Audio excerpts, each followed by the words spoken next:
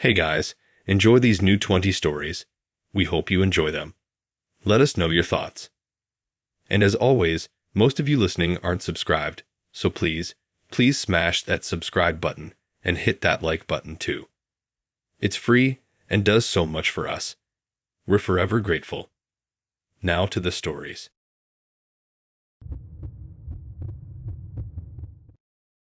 It was one of those days that seemed normal at first. A Sunday afternoon, a little chilly, the kind of day where you're not really sure if you should wear a jacket or not.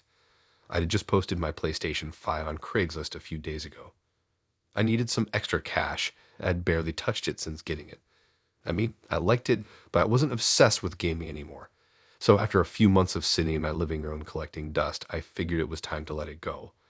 I posted the ad, and within an hour, I had a bunch of messages, but one guy stood out. His name was Tommy or something, but he messaged me asking if it was still available and immediately offered me full price without trying to haggle. That alone should raise a red flag. Who buys something on Craigslist without even trying to talk down the price? But I was desperate for the money, so I ignored the gut feeling in my stomach. He said he could pick it up right away, and I told him to come by at around 4 p.m. Now, the whole thing was kind of weird from the start. He didn't want to talk much over text, just kept it short and to the point. And then, as I got ready for his arrival, I started thinking, why would someone want a PlayStation 5 so badly, especially for the price I was asking? It's not like you can't find them around, but still, his urgency was strange. Anyway, when the doorbell rang, I was already expecting him, but something about the way he stood outside my door made my stomach drop. He wasn't that tall, but he had this posture like he was ready for something. I remember thinking, why is he wearing a ski mask? The weather was nowhere near cold enough to warrant it. I figured maybe he was just paranoid about COVID, which seemed kind of ridiculous in retrospect, but people were still acting strange back then. I opened the door, and as soon as I did, he started talking, but not in the way you'd expect. I got COVID, he said, without really saying much else. He stepped back a little after that, like he didn't want to come too close, which I guess was respectful, but also gave me this weird feeling. I'm not sure if he was just trying to explain why he was acting odd, or if he actually thought wearing a mask and gloves would make the whole situation seem more normal. His gloves were the thick, rubbery kind, like the ones you'd use for cleaning or working with chemicals. Not the kind of gloves you wear to keep warm. At this point, I was just thinking, okay, this guy is probably just super paranoid, but I didn't want to turn him away. Maybe I was just trying to convince myself it wasn't as weird as it felt. So I let him in. The whole thing felt off. He didn't say much. He just stood there for a second, looking around like he was analyzing the room. I had the PlayStation 5 on the table with a controller and a couple of games, ready for him to take it. I showed it to him, and he didn't even flinch when he saw it. No excitement, no questions about the condition or anything. Just this weirdly calm nod, like he'd already made up his mind before even getting there. Yeah, it's exactly what I was looking for, he said, though I could tell he wasn't really looking at it. His eyes kept darting around, and I couldn't shake the feeling that he wasn't interested in the PlayStation 5 at all. It was like he had some other agenda. But what? It didn't make any sense. I was starting to feel like I was just wasting my time, but I was ready for him to pay and get out of my house. I didn't have a good feeling about him lingering, but I figured the sooner he left, the better. Then he reached into his pocket and pulled out a wad of cash. Not the neat kind you'd expect, just a bunch of crumpled bills. He handed it over without saying anything. I took it, a little hesitant, but I didn't want to make a scene. As I looked down to check the money, I noticed a single dollar bill fall to the ground. I bent down to grab it, and that's what happened. Before I could even stand up straight, I heard the sound of footsteps moving quickly across the room. I looked up just in time to see him darting out the front door, bolting for the driveway. It was so fast, I didn't even know what to think. I froze for a second, then sprinted to the door and tried to shout after him. But he was already in his car and peeling out of the driveway. I stood there for a moment just watching his taillights fade into the distance. My mind was racing trying to piece together what had just happened. Did I just get robbed? Was that all some kind of elaborate scam? How could I have been so dumb? I looked down, and my hand instinctively went to my pocket. The wad of cash, gone. He grabbed it while I was distracted with the dollar. He literally just snatched it right out of my hand. I didn't even hear him. And I knew I wasn't going to get it back. I wasn't about to chase down some guy in a car, especially not after that whole creepy situation. My heart was pounding, and I felt this weird mixture of disbelief and frustration. I'd just been swindled by some dude wearing a ski mask who didn't even care to act like a normal person. Who does that? Who robbed someone over a PlayStation 5? It was a mess, and I was left standing there, realizing that in just a few minutes, I'd gone from thinking I was going to get some quick cash to being completely taken advantage of. I wasn't even mad at him anymore. I was mad at myself. How the hell did I let myself get caught up in something like that? I don't know why I didn't trust my instincts earlier. Maybe it was the whole COVID thing, or maybe I just thought it wasn't as weird as it seemed. But either way, I learned my lesson the hard way that day. I'm sure he's out there somewhere laughing about how easy it was. But I'd be lying if I said I wasn't still a little paranoid every time I saw something on Craigslist now. If there's one thing that day taught me, it's that you never really know who you're dealing with. And sometimes, no matter how harmless the situation looks, there's always that one person out there who's just waiting to mess with you.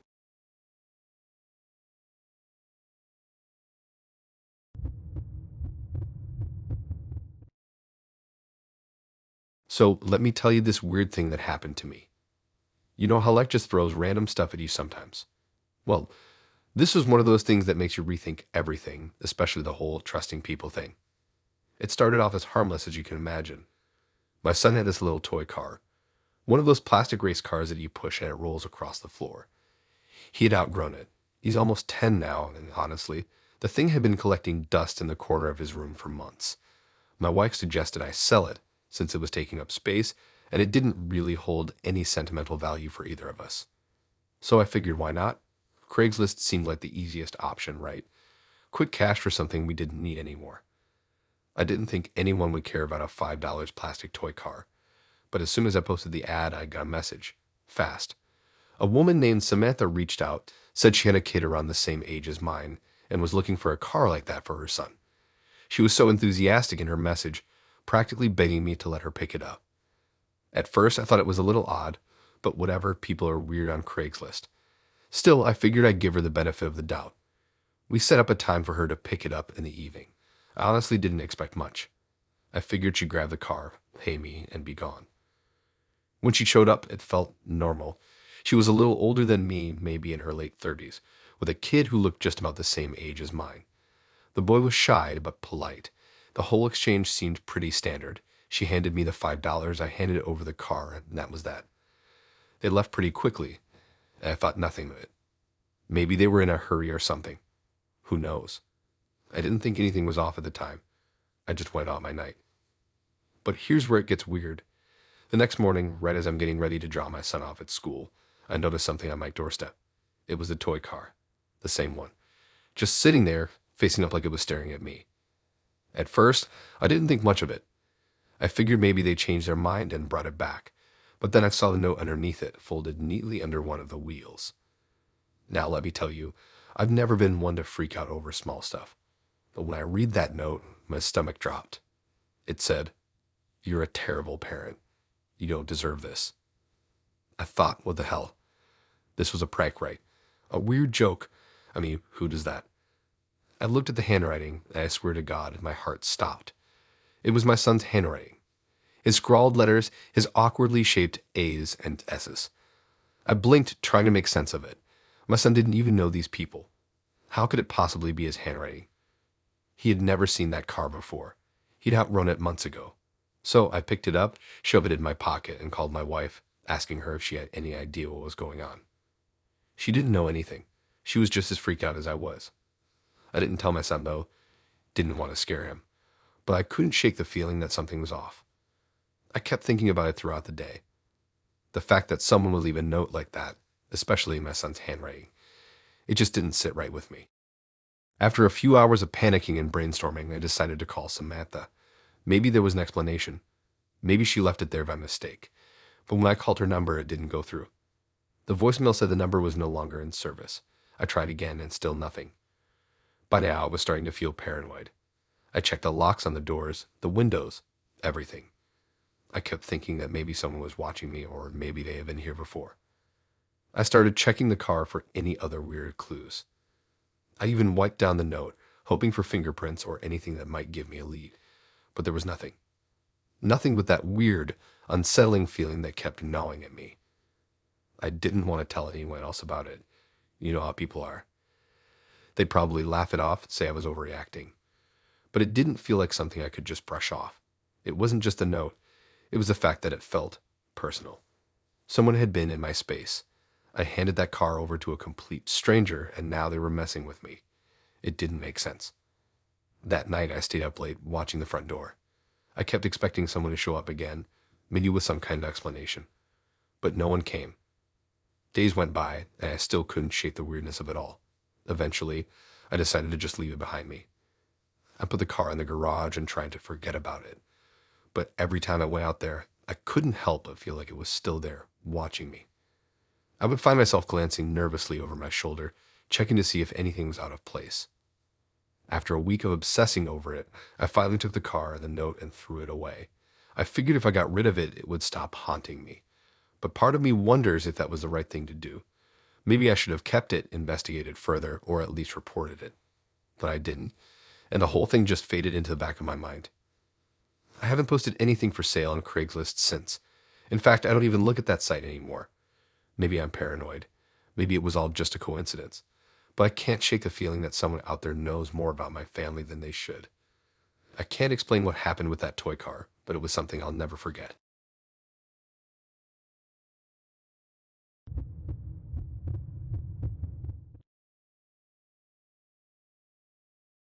I swear, I've never felt more trapped in my life than I did that month. I still can't believe I let it get this far. It all started when I posted an ad on Craigslist. I had this small apartment I was renting out, just a little one bedroom with decent enough space. I wasn't living there at the time, so it was just sitting vacant. I figured I'd make some extra cash by renting it out for a short time. Nothing big, right? You hear about people doing this all the time, renting their place for a few days or even weeks. I didn't think it would be a problem. That was before I met Marcus. So Marcus contacts me about the place. He seemed normal enough. No red flags, no weird questions, just a guy who needed somewhere to stay for a few days. He said he was in town for work and that he would be out of the apartment every day. He sounded like he wasn't going to be a bother. He promised he'd take good care of the place, and it was only for a few days. He even offered me a little extra money up front, which made me think, hey, this guy's got his stuff together. He was polite, respectful, everything you'd want in a short-term renter. He moves in the next day. He has a couple of bags with him, nothing major, just a few things to get by for a week or two. We went over the rules quickly. I told him no parties, no loud music, and no unexpected guests. He seemed to agree, and we shook hands. I thought, okay, easy money, right? But as the days went by, things started to feel... At first, it wasn't anything huge. He'd leave early in the morning and come back late at night. Sometimes he'd just sit outside in the parking lot, scrolling through his phone, but I didn't think much of it. The place was his to use for the time being, but the days stretched into a week, and then 2 weeks, and he still hadn't moved out. I didn't want to be that guy, the one who hounds someone over every little thing, but by the end of the second week, I was starting to get anxious. I reached out to him a few times, asking when he'd be leaving. Just a few more days, he'd say, every single time. The whole situation felt weird. I mean, I had rented places out before, but this was different. It was like he was avoiding me. I'd knock on the door, and he'd never answer. He wouldn't pick up his phone either. And then there were the other strange things. Like I started seeing cars parked outside that didn't belong to him. I'd spot them when I drove by the apartment. People would come and go at weird hours, like 2 a.m., and I swear one time I saw someone standing by the door when I peeked out of my window. But every time I confronted him, he'd just give me some half-baked excuse. Oh, that's just my buddy staying over for a bit, or my brother's in town, so we're just catching up. It was like he was running some kind of operation out of my place. I couldn't figure out what was going on, but I knew this wasn't just a guy working for a few days. I decided it was time to have a talk. So one evening I knocked on the door like I'd done a million times before, but this time he didn't answer. No big deal, right? I thought I could just go in and ask him to pack up and get the hell out. But when I opened the door, well, let's just say it was the last thing I expected. The apartment was trashed. It looked like a frat house after a week-long party. Empty beer cans, pizza boxes, stuff scattered everywhere. There were people there too, about 5 or 6 people lounging around. None of them were Marcus. None of them even seemed to care that I was standing there. I was in shock. This wasn't a business trip or a work stay. This was a full-blown party house. I couldn't believe it. Marcus finally comes out from the back room when he hears me, and he's acting like nothing's wrong, like everything's totally normal. He doesn't even apologize, just goes on with some excuse about needing to unwind, and it's been a tough couple of weeks. I told him that this wasn't what we agreed on, that he needed to leave. That's when things took a turn. He refused. Flat out said he wasn't leaving. He told me that he was a tenant now and that he had every right to stay there as long as he needed to. I told him we didn't have a lease agreement, that it was only supposed to be a few days. But he wouldn't listen. He was practically demanding that I leave the apartment. He had a look in his eyes like he wasn't even fazed by what he was doing. It felt like he had every intention of staying there indefinitely. I wasn't sure what to do at this point. I mean, it's not like I could just call the cops over a van rental situation, right? I figured I'd just have to go through the legal channels, maybe get a lawyer. But I didn't know how long that would take. Meanwhile, he's sitting in my apartment, living like he owns the place, refusing to pay a dime in rent. I ended up staying with a friend for a while, not wanting to deal with the drama anymore. I tried everything to get him to leave, sent him texts, called him, even went to the office to see if I could get him evicted. But he never moved out. Ever. It took me almost 2 months before I finally managed to get him out with some legal help, and even then, he didn't leave quietly. He was still there when the eviction notice was served. The whole thing was a nightmare. I've never rented anything out since. The whole experience made me rethink how I deal with people and how easy it is to get taken advantage of, especially when you think you're helping someone out. All I wanted was a little extra cash, but instead, I got a nightmare tenant who decided my apartment was his new home. Craigslist rentals, never again.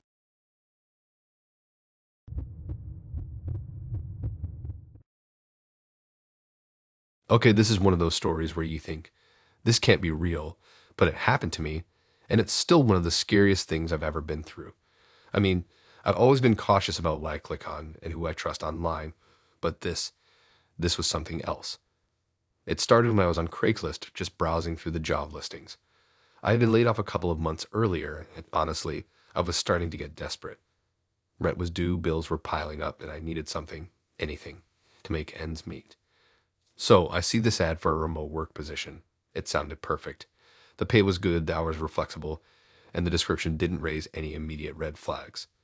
The company was listed as a startup, and they said they were looking for a virtual assistant. I thought, hey, I've got experience with that, and this seems legit. Plus, the email address in the posting looked professional. No weird, sketchy ones like you sometimes see. They even had a website linked, and it looked halfway decent. I figured it was worth applying, so I sent my resume and a short cover letter to the contact email provided. I didn't expect much, but I got a response within a few hours. The email was friendly, thanking me for my interest, and the person said they'd like to set up an interview. They mentioned it would be a video interview, which seemed fine since it was remote work. I didn't think twice about it, so we set up the interview for the next morning. The next day, I logged into the video call, and the guy on the other end was polite, but there was something off. He didn't ask the usual questions you'd expect in a job interview. There was no, tell me about yourself or what are your strengths and weaknesses. Instead, he jumped right into things like, do you know how to use Microsoft Office? Can you manage multiple tasks at once? And then he asked a bunch of personal stuff about my background. Again, not necessarily anything that screamed scam, but it felt a little invasive. I just brushed it off and answered the questions. After about 20 minutes of chatting, he told me I was a perfect fit for the position and that they would send over the details for the job. I was honestly relieved. It felt like a solid opportunity. I was about to get back on my feet. He said they needed my personal information to set up a contract.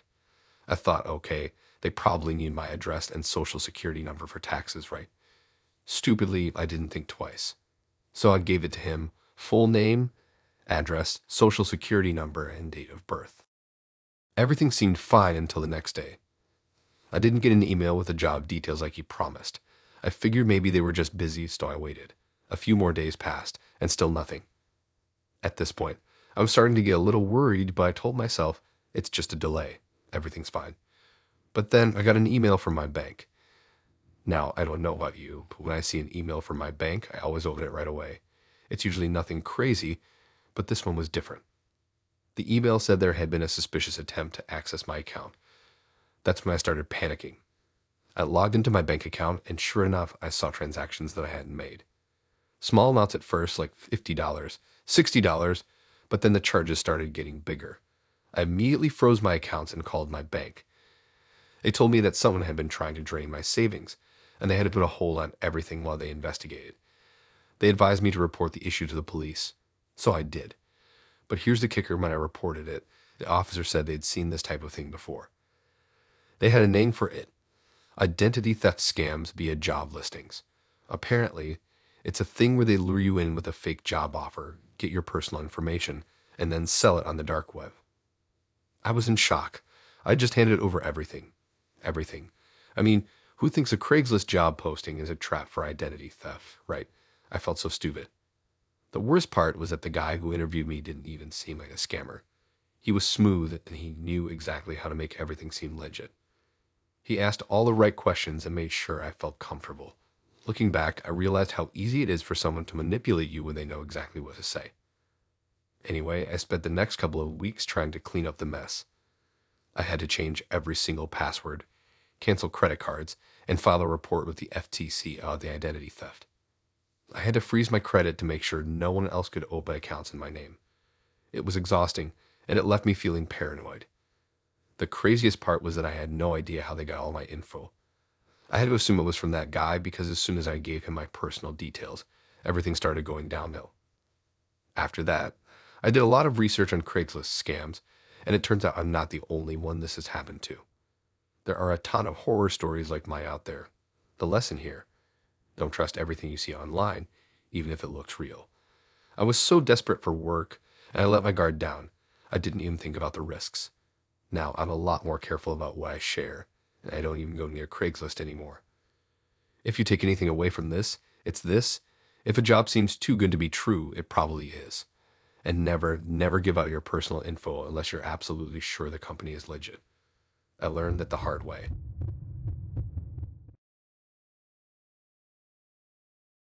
It all seemed so simple at first.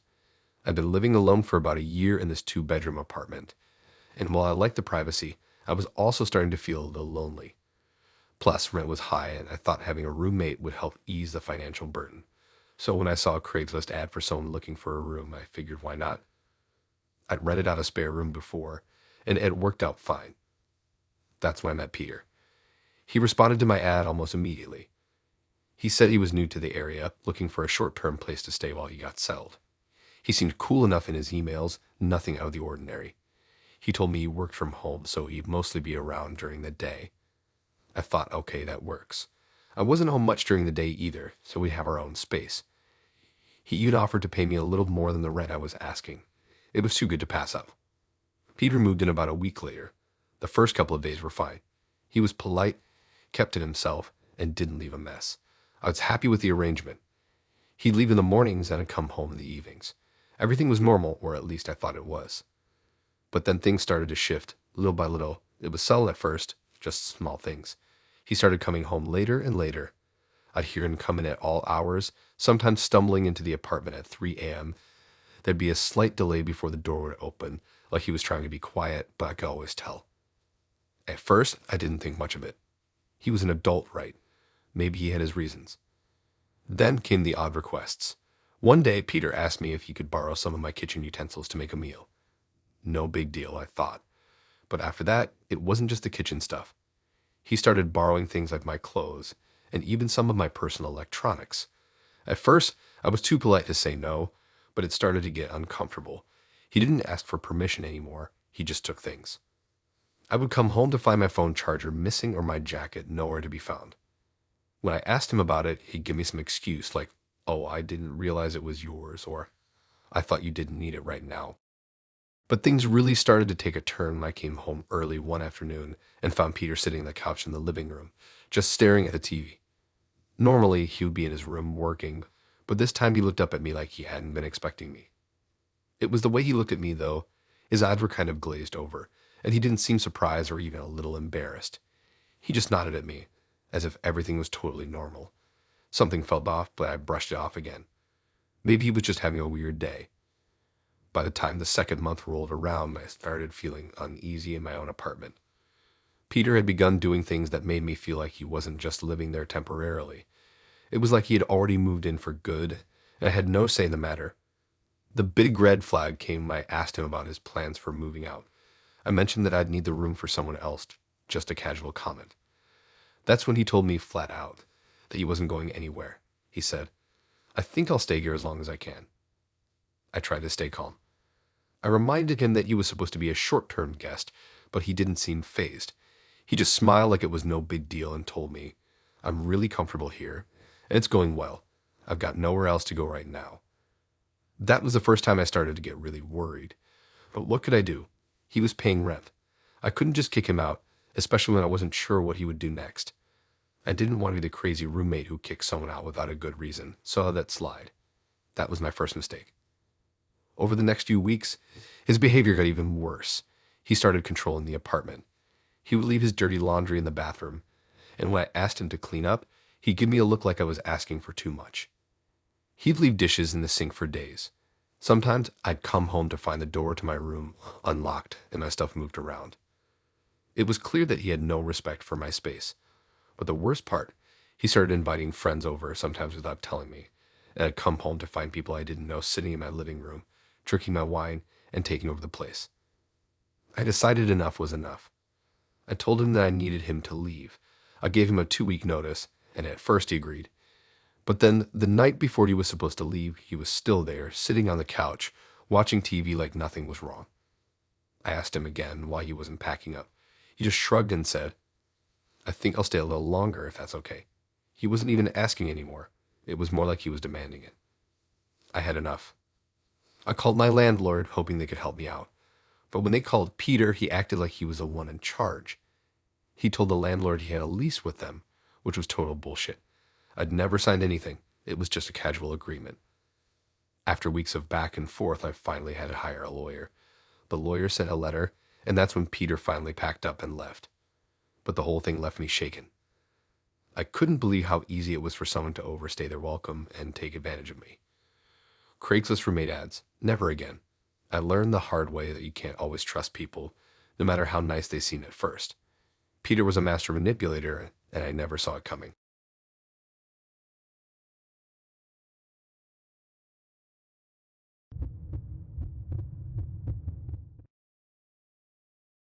It all started like a normal weekend, scrolling through Craigslist to see if I could find anything interesting. I didn't expect to find much, just browsing for random stuff. But then I saw it, a listing for a free couch. Free. That's all it said in the title. No description, just a simple picture of a faded tan couch. Honestly, it looked pretty old, but the thing was free, and I needed a new couch for my apartment. My old one had been through years of wear and tear, and it was starting to feel like it might give out at any moment. The ad seemed harmless enough. The person who posted it said they were moving and just didn't want to deal with the hassle of trying to sell it. Free couch, pickup only. That was all. So I called the number in the ad. A woman picked up, and she was super nice on the phone. She confirmed it was still available and gave me the address. I could come pick it up that same afternoon if I wanted. I grabbed a buddy of mine, and we headed over to the address she had given me. It wasn't far from where I lived, so it wasn't a huge deal. We got there, and it was a pretty normal-looking house, nothing weird.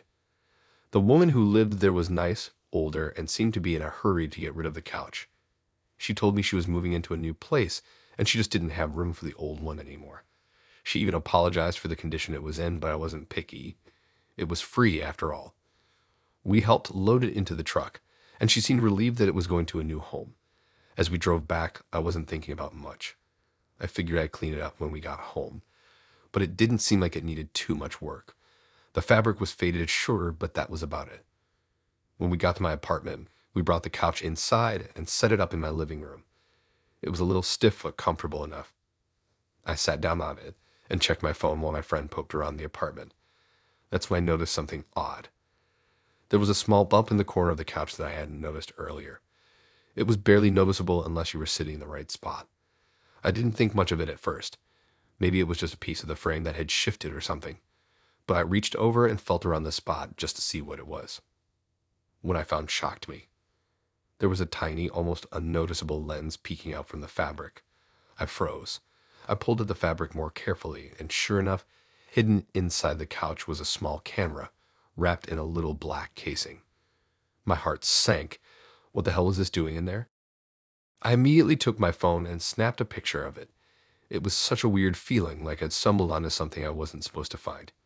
My mind raced. Was this some kind of prank? Was I being watched? The more I thought about it, the more unsettled I became. I couldn't ignore the fact that the woman who gave it to me had seemed just a little too eager to get rid of the couch. The thought that she had knowingly given me a couch with a hidden camera planted inside it made my stomach churn. I called my friend over and we inspected the couch more thoroughly. There was no doubt about it. The camera was definitely functional. We could see the wires attached to it, running in the fabric. It wasn't just some random camera either. This was a device designed to record. It took everything I had not to freak out right then and there. The first thing I did was go online and search for information about hidden cameras. Turns out these types of cameras are actually pretty common in places like Airbnb rentals and shared spaces, but I never thought I'd find one in a free couch. I was disgusted at the idea that someone had been watching whoever used this couch before me, and now I was the one who had it in my living room. I didn't know what to do next, but I knew I had to get rid of it. I wasn't going to sit on this thing anymore, knowing it could be recording me. I was also terrified of the idea that there might be footage of me from before, when I first set it up and sat on it. I immediately called the woman who gave it to me and left a message demanding she take it back. But of course, she didn't pick up. She didn't even bother returning my call. I wasn't sure what to do next, but I couldn't just throw it away. I started worrying about the potential legal issues. What if the camera had been used for something illegal? What if the woman had been spying on other people and didn't care who she sold it to? After a long debate, I decided to contact the authorities. The police took it seriously and came over to inspect the couch. They were able to confirm that it was indeed a hidden surveillance camera, and they were able to trace its origin back to a company that specializes in covert surveillance equipment. Apparently, this wasn't the first case they had dealt with, which freaked me out even more. Eventually, they told me the best thing to do was to turn it over to them for further investigation. So I never got my couch back. And in the end, I didn't get any answers about the woman who gave it to me. I wasn't sure what her motives were, but the whole thing left me feeling paranoid. I never looked at Craigslist the same way again after that. The idea that someone would hide a camera in a couch and give it away like that, it was one of the weirdest and most unsettling things that had ever happened to me. And to think it all started with a simple listing for a free couch.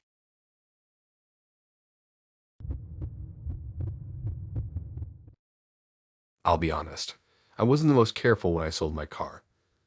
I mean, who thinks they need to be extra cautious when selling a car to a complete stranger off Craigslist, right? In hindsight, it sounds pretty dumb, but I was just trying to make a quick sale and move on. It was a 2006 Honda Jazz. Nothing special, but it was reliable. And it had been good to me for the past few years. I needed to sell it because I had just moved to a new city and I didn't need a car anymore. I posted an ad on Craigslist mentioning it had a few miles on it but ran fine. It didn't take long for someone to reach out. A woman named Ray sent me a message. She seemed eager. She said she was looking for a reliable, budget-friendly car for her daughter, who had just gotten her driver's license. Ray seemed nice enough on the phone. She asked about the car's condition and I told her everything was in order. She said she'd like to see it in person and maybe take it for a test drive. We set up a time to meet at a local coffee shop so I could hand over the car. I thought it'd be straightforward. She arrived on time, and when I met her, I realized she seemed a little anxious, maybe. Like she was in a rush or something, but that didn't raise any red flags at the time. She immediately asked to take the car for a test drive, and I agreed, of course. I handed her the keys and we hopped in the car together. Everything seemed fine as we cruised around the block, chatting about the car and how her daughter would love it. But as we approached the turn to head back, Ray said she wanted to take it a bit farther to see how it handles on the freeway. I thought it was a bit strange since she had only been driving for about 10 minutes, but I agreed. I figured she was just really interested in the car. We took the exit ramp and got on the freeway. She drove fast, faster than I'd expected, and I started to feel a little uneasy. I didn't want to seem pushy, but I mentioned that we should head back. She ignored me and we kept driving. After a while, I asked if she was planning to loop back, and that's when things took a strange turn. She looked at me and just said, "I'll be right back," and then she sped up. I didn't realize what was happening until she turned off the freeway onto a side street. That's when it hit me. She was ditching me. "Hey, Ray," I shouted, reaching for the door handle, but the car was already picking up speed. She was gone, driving as fast as she could, and was sitting in the passenger seat, completely shocked. I tried to grab my phone, but my heart was racing too fast. I thought I'd be able to catch up or at least get her to stop, but it was too late. She made a sharp turn and disappeared into some residential streets. I knew I wasn't going to catch up with her. I sat there completely stunned for a good minute, just trying to process what had just happened. I realized she was probably planning to take the car and keep going. There was nothing I could do about it. I couldn't believe it. She had looked so innocent, asking all the right questions, sounding like a nice mom just trying to find her daughter a car. I had trusted her. I got out of the car completely shaken up and tried to call my friend, who lived nearby. He didn't answer. I started walking back to the coffee shop, hoping someone would let me use their phone. But as I walked, I started to realize how crazy this situation was. This wasn't just some random test drive. She had taken me for a ride, literally. I managed to call the police when I got back to the coffee shop. I explained the situation, but they didn't seem as concerned as I thought they'd be. They told me it was a he said, she said situation unless I had some solid proof. The worst part, I didn't. She was just another woman who had disappeared into thin air with my car. I'd given the details of the car, the license plate number, and the few details I had about her appearance, but they told me that unless she got pulled over, it'd be hard to trace her. It wasn't like they could track her down right away. I felt helpless. I tried to reach out to her on the phone number she had used to contact me, but of course, it was disconnected. I couldn't find anything on her through social media either. It was like she had vanished. No one I talked to had seen or heard anything, and the car was gone. In the end, I had to file a report for stolen property and hope that somehow she'd get caught. Of course, I never saw the car again. What I learned from that whole experience: don't trust people just because they seem friendly. Trust your instincts. I thought I could handle selling my car to a stranger, but I'd never been more wrong. I ended up having to buy another car. Thankfully, the police later found out that Ray had done the same thing to a few other people, and she had a record. But by then, I was already out the car, the money, and all I had was a nasty reminder to never, ever let a stranger take my car again. Always get insurance.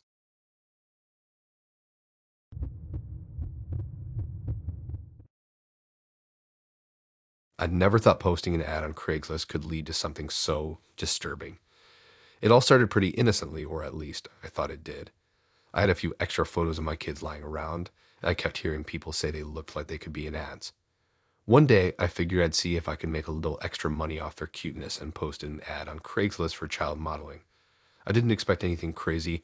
Maybe some local photographer would want a few shots for a portfolio or something small like that. The ad was straightforward. I mentioned my kids, 2 boys, ages 6 and 8, and that we were looking for a photographer to take some pictures. I was very clear that it was just for fun, and that we weren't looking for anything too serious. The idea was just to see if we could get some decent photos without spending too much money on professional shoots. I was just trying to make some memories for my kids, nothing more. Within a few hours, I got a message from a guy named Todd. He sounded nice enough, said he was a freelance photographer looking to build his portfolio, and had done shoots for small clothing brands. He told me he had a studio nearby and could give us a free session, which honestly sounded like a dream. Free pictures of my kids. How could I say no? He was quick to suggest a time to meet, so I agreed. The first shoot went as planned. Todd was friendly, polite, and professional. He didn't act strange at all. He took a few shots of my kids, and they actually seemed to enjoy it. We spent a couple of hours there, and Todd even let them choose some of the backgrounds and props they wanted to use. He sent me the photos a few days later, and they were beautiful. My kids looked fantastic, and I was honestly thrilled with the results. At first, I thought it was just a one-time thing, and I was happy with the experience. But that's when the trouble started. A week after the shoot, I got an email from Todd again. This time, it was a little more urgent. He said he wanted to do another session, and he suggested a few new themes. He seemed really excited about it and mentioned that some brands had shown interest in the photos. It sounded like a good opportunity, but something about his tone seemed a little too pushy, almost like he was pressuring me into agreeing. I didn't want to disappoint him, so I agreed to another session. This time, he came to my house to do the photos. He said it would be more comfortable for the kids, and I didn't think much of it. The session itself went fine, but after that, things started to get weird. At first, it was small things. He started texting me every few days asking if we could do another shoot, and each time the requests were more and more insistent. He'd suggest different outfits for the kids, themes for the photos, even locations we could try. But it wasn't just about the photos anymore. He'd make odd comments like, "Your kids have such unique faces. You should let me show them to more people." Or, "This could be the start of something big for them." It started feeling uncomfortable. I was starting to get this gut feeling that something wasn't right. But I brushed it off. Maybe I was overreacting, I thought. Then one afternoon, I got a knock at the door. It was Todd. I wasn't expecting him, and I hadn't heard from him for a few days, so I was taken aback. He smiled and said, "Hey, I was just in the area and thought I'd stop by to talk about some new ideas for the kids." I didn't let him in, and I told him I wasn't interested in another shoot right then. But he kept pushing, talking about how much potential my kids had. He was persistent, and after a while, I started feeling really uncomfortable. A few days later, Todd showed up again, this time uninvited. I saw his car parked down the street, and I immediately felt a wave of dread. He knocked at my door, and I had to tell him again that we weren't doing any more shoots. I was firm this time, but he didn't seem to take it well. He kept saying things like, "You're not giving them a chance, and that this is a huge opportunity for them. Don't you want to help them?" He was standing on my doorstep, and it felt like he wasn't leaving until I agreed. I managed to get him to leave, but I was shaken. The whole situation didn't sit right with me, and I started second-guessing everything. The more I thought about it, the more I realized that this wasn't just about photography anymore. He was obsessed, and I had no idea what he was really after. After that day, I made the decision to block his number and cut off all contact. But it didn't stop there. Todd didn't just vanish. He started showing up at places where he knew I'd be: my kids' school, the grocery store, even a park near my house. Each time, he'd act like it was a coincidence, but it was too much. I started seeing him more and more in places I never would have expected. I was terrified that he was stalking us. I finally went to the police and showed them the messages he had sent me, as well as the emails and photos from the sessions. They took it seriously, and they were able to track him down. They warned him to stay away, and they told him not to contact me again. I was relieved, but it didn't take away the feeling of being violated. Looking back, I'm still shocked by how easily I let it go at first. I was so excited about the free pictures and the idea of my kids getting some kind of opportunity. I didn't see the warning signs until it was too late. I never thought something so innocent would turn into a nightmare. But now I'm extra cautious about who I let around my family, especially when it comes to strangers on the internet. It took a while for the unease to go away, but now when I think about that photographer, I can't shake the feeling that I dodged a bullet.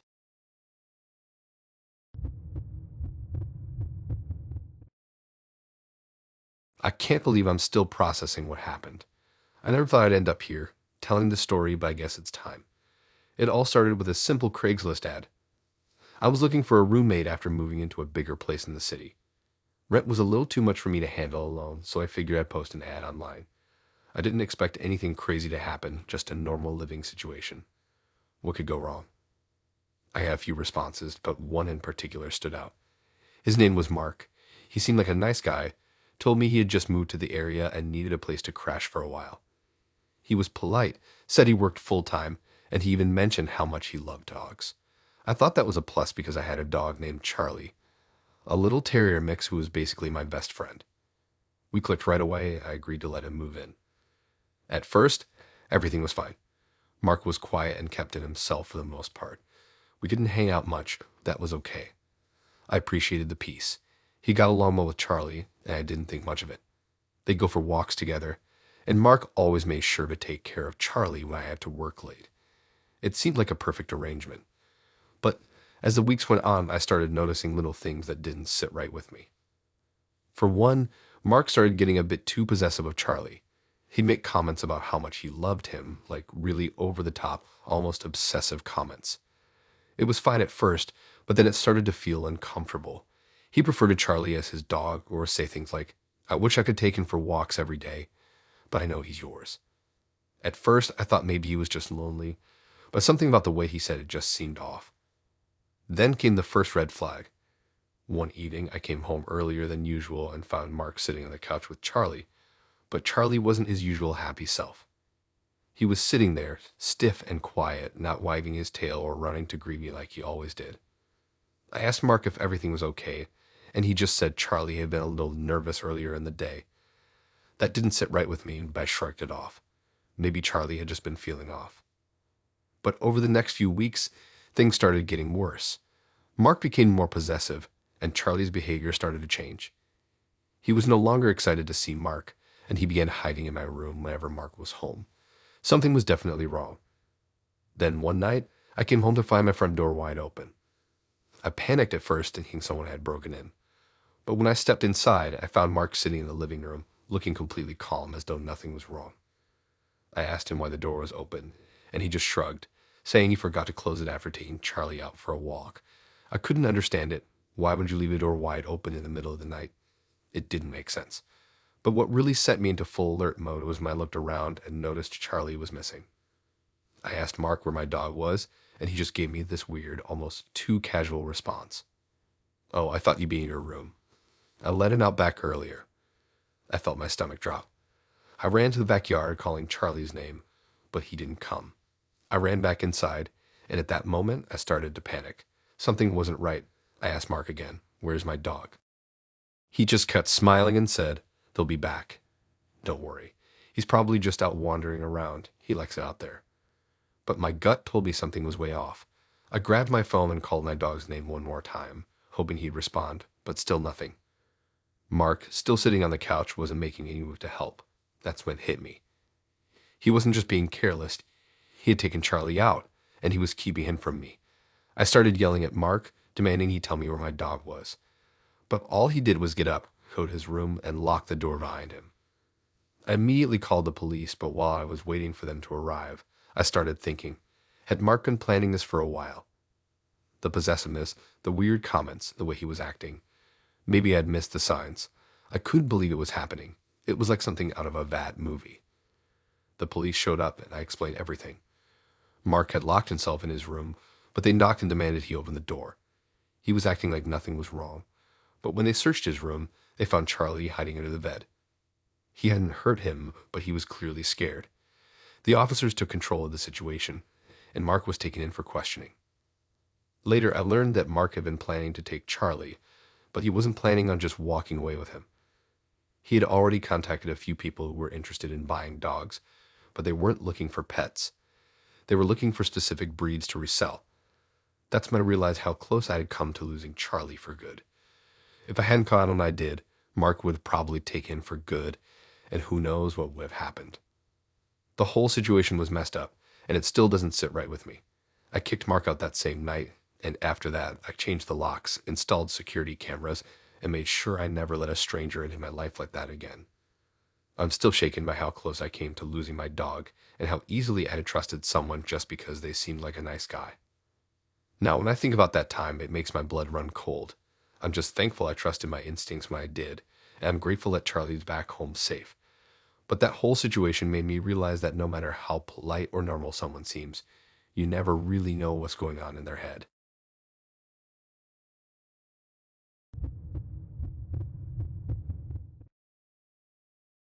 You ever been swatted? This is one of those stories that I never thought I'd have to tell, but here we are. I was just trying to get rid of some old furniture. After a big move, I found myself with a ton of stuff I didn't need anymore. Old couches, chairs, coffee tables, that kind of stuff that's too good to throw away but not worth packing around anymore. So, like anyone would, I went to Craigslist to sell the furniture. At first, everything seemed fine. I posted the ad, took some pictures, and waited for the messages to roll in. It wasn't long before I got a response from a couple, Tina and Dan. They were polite, asked all the right questions about the condition of the furniture, and even offered to pick everything up themselves. They were apparently moving into a new place and needed a lot of furniture. I told them the price I was asking for everything, which was fair, and they seemed eager to make a deal. They were even willing to pay in cash, which seemed like a huge bonus at the time. We set up a time for them to come by and pick everything up. I wasn't worried, honestly. I was just relieved to be rid of the stuff. I had no idea what I was getting myself into. The day they showed up, they arrived with a U-Haul truck, which was a little over the top for the amount of furniture I had, but whatever. They seemed super friendly and professional. Tina was bubbly, and Dan was quieter but polite. They introduced themselves, shook my hand, and got to work right away, loading up the furniture. It all seemed pretty straightforward, and I was happy to see it all going. Then things got weird. While Tina and Dan were packing everything up, I noticed that Dan kept glancing around my apartment like he was looking for something. I didn't think much of it at first, Maybe he was just trying to figure out where to put things in their truck. But then, when they were almost done loading up the furniture, Dan made an odd comment. He said something like, "Wow, you really kept this place nice. I'm surprised you're parting with all of this." Again, I didn't think much of it, but I could tell Tina was getting a little uncomfortable. She looked at Dan, then back at me, and for a brief second, I thought I saw something pass between them. A weird look, maybe. Something I couldn't quite place. They finished loading everything, and I thought that was the end of it. They handed me the cash, thanked me for the furniture, and left with their truck. All I had to do was wave them off and go back to my day. But that's when things got out of hand. The next morning, I woke up to the sound of sirens outside my apartment. I figured it was just a random noise. Sirens happen all the time in a city like mine. But when I looked outside, I froze. A SWAT team had surrounded my building. I couldn't believe what I was seeing. The officers were everywhere, guns drawn, shouting at people to stay inside. I had no idea what was going on, but I was definitely scared. I thought maybe it was some kind of misunderstanding, so I went downstairs to see what was happening. That's when I found out just how bad things had gotten. The police officers stopped me right at the door, demanding to know who I was and what I was doing in the building. They didn't seem to recognize me, which was unsettling. I told them I was just a resident trying to understand why there were so many officers. They asked if I knew anything about a robbery. I told them I didn't, but they kept asking if I had recently sold any furniture. That's when it hit me. This had to be connected to the couple, Tina and Dan. I explained that I had sold furniture to them the day before, and the officers immediately became more serious.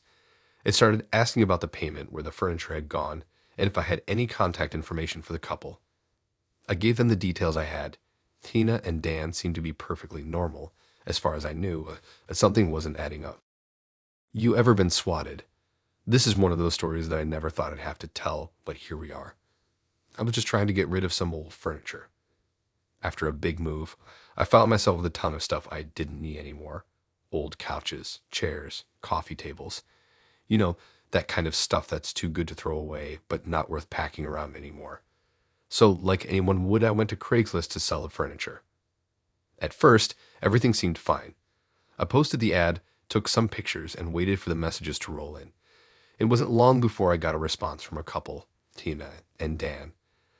They were polite, asked all the right questions about the condition of the furniture, and even offered to pick everything up themselves. They were apparently moving into a new place and needed a lot of furniture.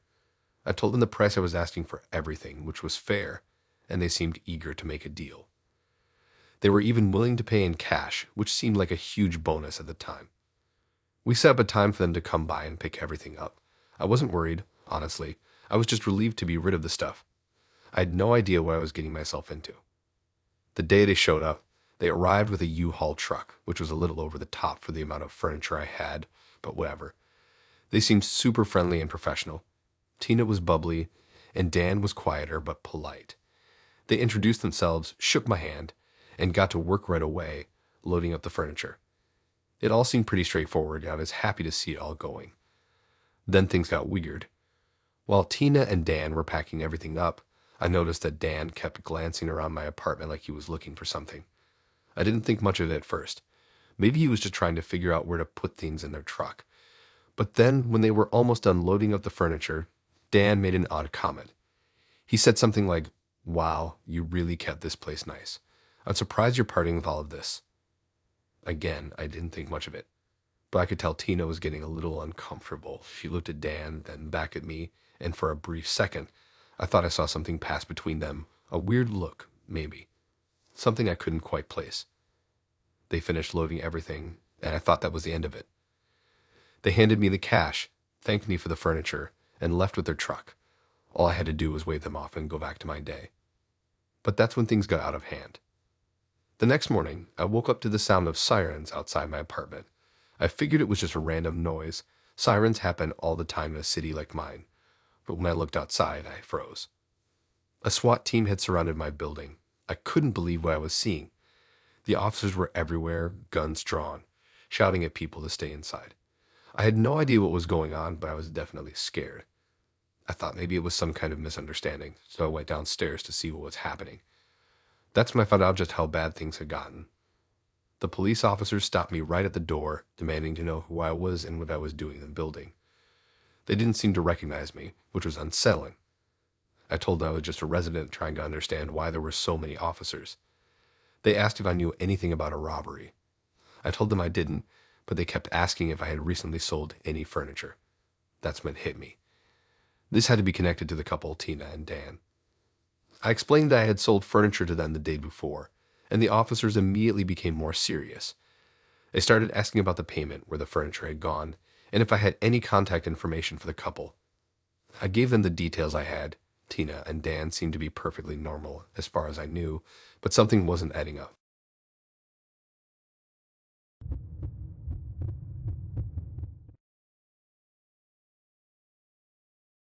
I never thought getting a mattress for free would lead to such a nightmare, but here I am, telling this story to warn people. It all started with an ad on Craigslist that I thought was too good to pass up. I just moved into a new place, and while I had most of the furniture I needed, I was still short on a mattress. Buying one brand new was expensive, and I didn't have that kind of cash to spare. So when I saw an ad for a free mattress barely used, I figured why not? I could save a few $100 and get something decent. The ad was short and sweet. Someone was giving away a king-size mattress just a year old. They said they'd just gotten a new one and didn't have space for the old one anymore. They promised it was in great condition, no stains or damage. The pictures seemed all right too. I thought it was a no-brainer. I immediately messaged them, and within a couple of hours, they replied saying I could come pick it up that afternoon. I drove over to the address they gave me, and when I pulled up, I was met by a young woman, probably in her mid-20s. She was friendly and offered to help me load it into my car. Everything seemed fine, but now looking back, I should have noticed the signs. The place she lived in was a little rundown, junk everywhere, broken furniture in the yard, and just an overall vibe that made me feel a little uneasy. But I brushed it off. I was just there for the mattress after all. She seemed eager to get rid of it. When I asked her if there were any issues with it, she assured me there weren't. She even said she'd been sleeping on it herself for a while and didn't have any complaints. We chatted a little while longer. She was pleasant enough, but after about 20 minutes, I had the mattress in my car, thanked her, and went on my way. When I got home, I unloaded the mattress and laid it out on my bed frame.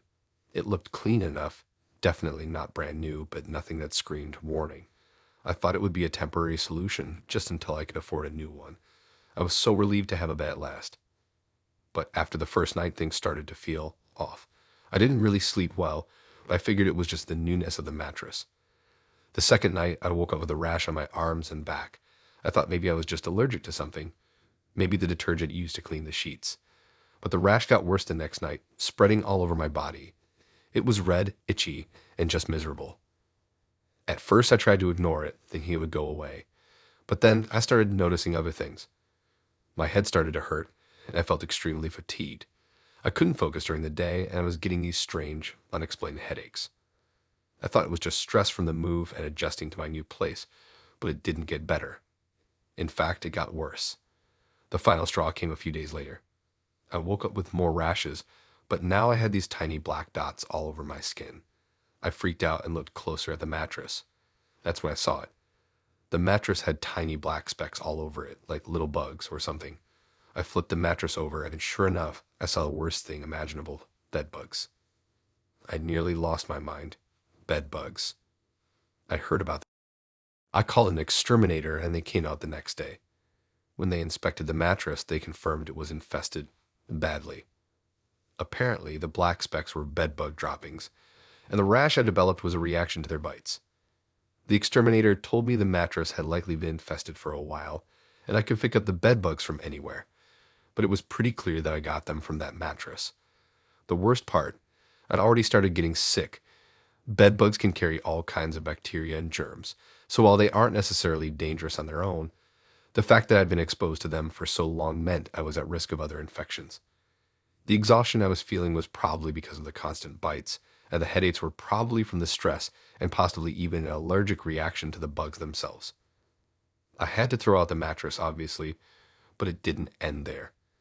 I had to spend a ton of money on treatments to get rid of the bugs, and even then, it took weeks to fully clear out my apartment. I had to wash everything, vacuum, and even bag up my clothes and belongings to make sure the bugs didn't spread. And on top of that, the rash didn't go away immediately. I had to get medication and went through a painful recovery process to clear my skin. I couldn't help but feel so stupid for not being more cautious. It was just a free mattress, right? I thought I was saving money. But in the end, I paid a lot more than I would have for a new one. To make things worse, when I contacted the person I'd gotten the mattress from, they didn't seem to care at all. They just told me, "Oh, I didn't know. It's been in my guest room for a while." Yeah, sure. The whole thing felt like a scam, like they were just trying to offload a problem onto someone else. Now, I'm way more careful about taking anything for free. I've learned my lesson the hard way. I know Craigslist can be a great resource, but you gotta be smart. If something seems too good to be true, it probably is. A free mattress can come with more than just a bargain. It can come with a whole bunch of problems you don't want to deal with. That was my nightmare with a free mattress. Definitely not something I ever want to repeat, and hopefully, someone reading this will think twice before taking an old free mattress off Craigslist. Trust me, you do not want to end up in the same situation I did.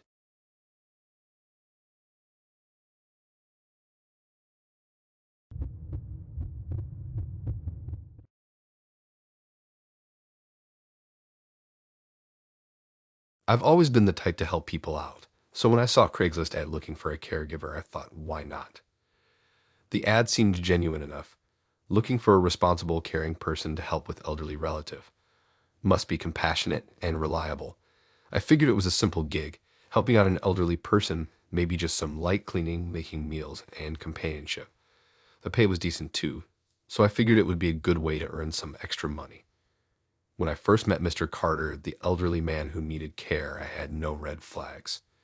He was in his late 70s, a little frail, but still mentally sharp.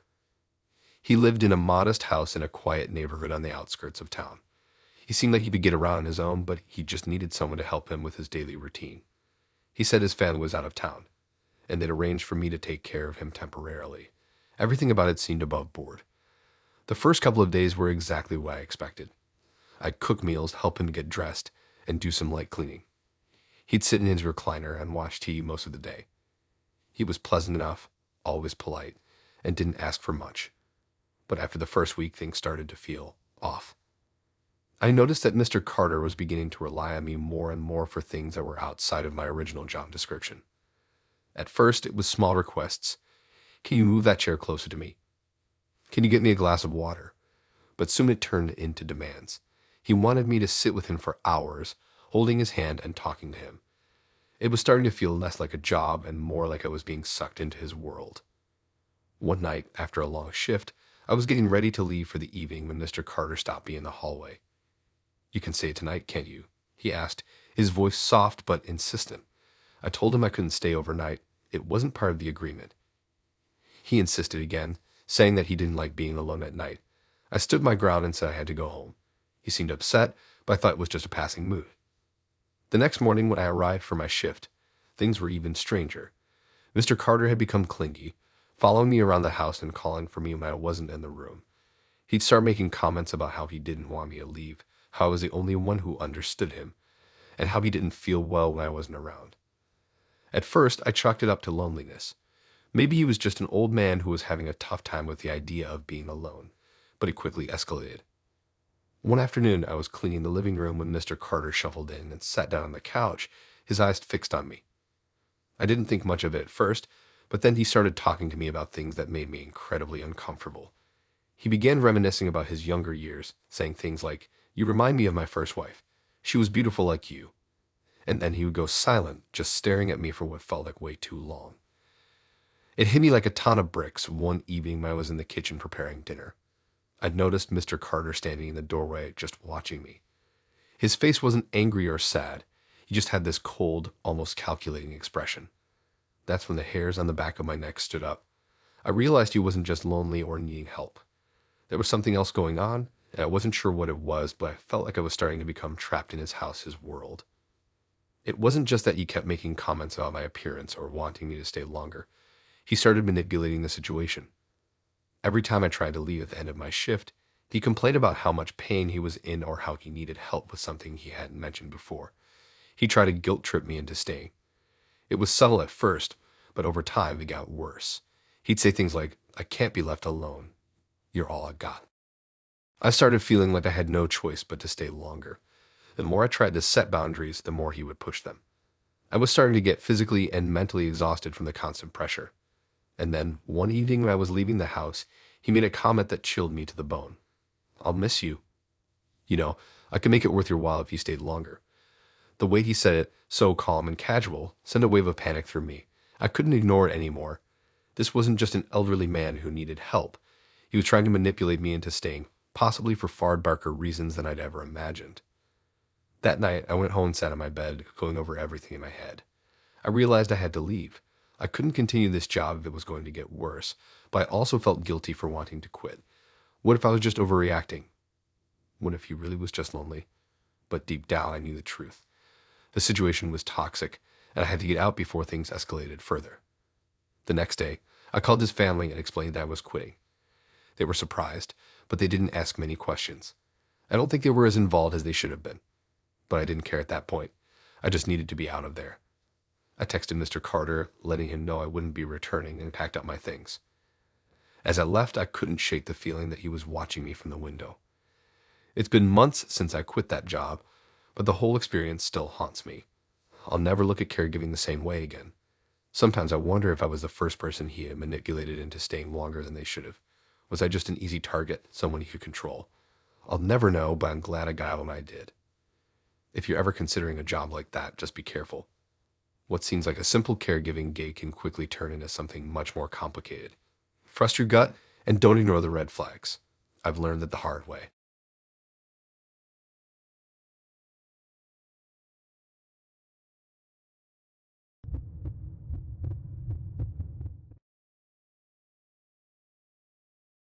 I didn't think much of it when I posted my ad on Craigslist. My bathroom sink had been leaking for weeks, and no matter what I tried, I couldn't seem to fix it myself. So I figured I'd just hire a handyman to take care of it.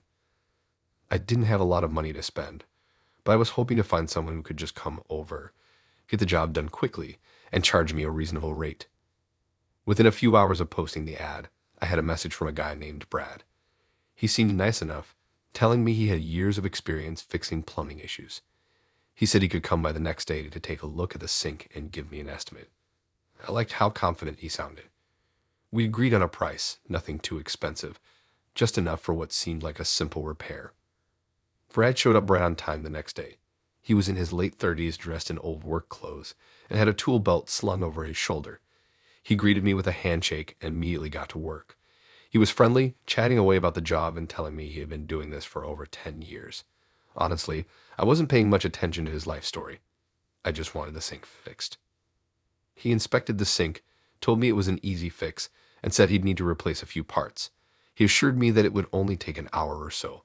I was relieved because I didn't want to deal with this problem for any longer than necessary. After about 30 minutes, he told me he'd need to go to the hardware store to grab a couple of parts he didn't have with him. He seemed trustworthy enough, so I gave him the money and sent him off to buy what he needed. When he came back, he said there had been a problem at the store. The parts he needed were out of stock, but he could get them at another store on the other side of town. He seemed a little flustered, but I didn't think anything of it. Things happen. I told him to go ahead and get them, and I'd just hang out until he returned. That's when things started getting weird. He didn't come back. I waited for hours. I tried calling his phone, but it went straight to voicemail. I even texted him a couple of times, asking where he was, but there was no response. At first, I thought maybe he had gotten caught in traffic, or maybe something had come up. But as the hours dragged on, I started to get anxious. I knew I should have just gotten my money back and called someone else, but I didn't. It wasn't until the next day when I saw a post on Craigslist that made me realize I had been scammed. It was from a woman in a nearby neighborhood who had hired a handyman named Brad the day before. She was describing how he had come over to her house, told her the same story about needing parts, and then disappeared. I knew then that I wasn't dealing with a professional. This was a con artist who was going from house to house, taking money for jobs he never intended to finish. The worst part, the amount of money I had given him was not small. I was feeling pretty desperate at the time, and now I was at over $200 for nothing. I started doing some digging. I looked up his name on social media, but it was a dead end. No one by that name seemed to exist in my area. I checked the number he had called me from, and it was a burner phone. His whole identity was a fake. He had probably done this to dozens of other people, just showing up, taking their money, and disappearing before they could realize they had been scammed. At that point, I did what I should have done in the first place. I called the police. They were able to put me in touch with a few other people who had been scammed by the same guy. Brad, or whatever his real name was, had been moving around the city, targeting people who were too busy or too trusting to do their homework. To this day, I don't know how he managed to keep doing this without getting caught. But I can tell you one thing. I'll never trust anyone from Craigslist again. I've learned the hard way that just because someone sounds professional doesn't mean they are. I should have looked into his background more. I should have asked for references or checked for reviews, but I was too eager to get the job done quickly and cheaply. After that experience, I never hire anyone for repairs without thoroughly vetting them first. The money wasn't even the worst part. It was the feeling of being taken advantage of.